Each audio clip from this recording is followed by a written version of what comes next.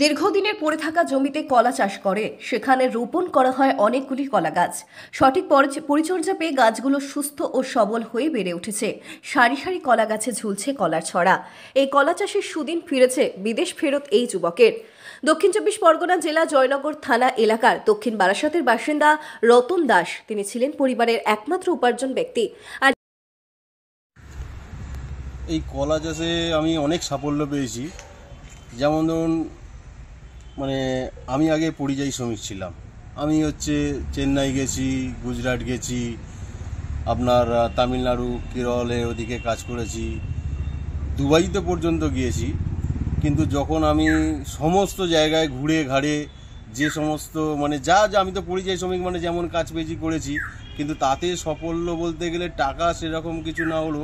এই যে আজকে এই যে কলা গাছগুলো দেখছেন, এই কলা গাছগুলোতে আমি বাড়িতে যখন ফিরেছি, আমার নিজে কিছুটা উঁচু জায়গা ছিল, সেখানে ওই বাইরের থেকে আমি শহরাই মতো কলার তের কিনে নিয়ে এসে এই বাগানটা দেখছেন, এই বাগানে আমি লাগিয়েছি। তিনি জীবিকার তাগিদে কখনো মুম্বাই, কখনো দিল্লি, আবার কখনো বিদেশে পাড়ি দিয়েছে। সেখানে কখনো শারীরিক অসুস্থতা, আবার কখনো কখনো সেই কাজ করে উঠতে পারেনি। সেই কারণে অধিকাংশ সময় কাজটা ঠিকঠাক করতে পারেনি, বাড়িতে টাকাও সময় মতো পাঠাতে পারতো না। আর তাই বাধ্য হয়ে সে আবারও ফিরে আসে নিজের গ্রামে।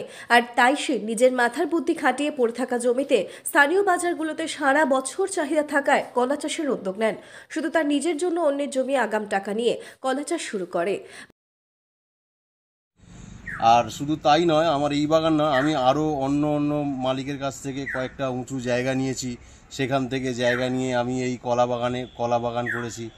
আজকে এই ধরুন আমি 1 বছরের কাছাকাছি হতে চললো। মোটামুটি আমি আমি আমি আমি আমি সাফল্য লাভ করেছি। আমি চাইবো যে আমার মতো পরিযায়ী শ্রমিক যারা বাইরে ঘাটে কাজ করছেন, বা তারাও যেন আমার এই কলা গাছ চাষ করুক, বা কলা গাছ চাষ করে কলা তারা ব্যবসা করুক। তাতে করে তাদের অসুবিধা কিছু হবে না। বিভিন্ন এলাকা থেকে 30 টাকা দরে চারা সংগ্রহ করেন তিনি। এতে তার খরচ হয় 13,000 টাকা। রোপণের 10 মাস পর কলা বিক্রির উপযোগী হয়। 7 মাস আগে থেকে তিনি নিজেই কলা বিক্রি করা শুরু করেছেন। মজুরি, সার, কীটনাশক ও নিয়মিত সেচ বাবদে পর্যন্ত তার খরচ হয়েছে 80,000 টাকা।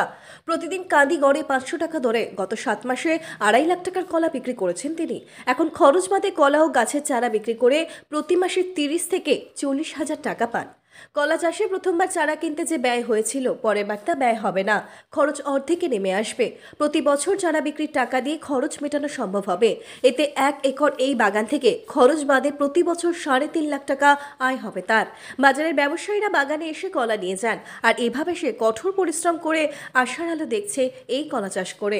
তাই তিনি এগিয়ে এসেও বেকার যুবকদের এই কলা চাষে এগিয়ে আহ্বান জানাচ্ছে।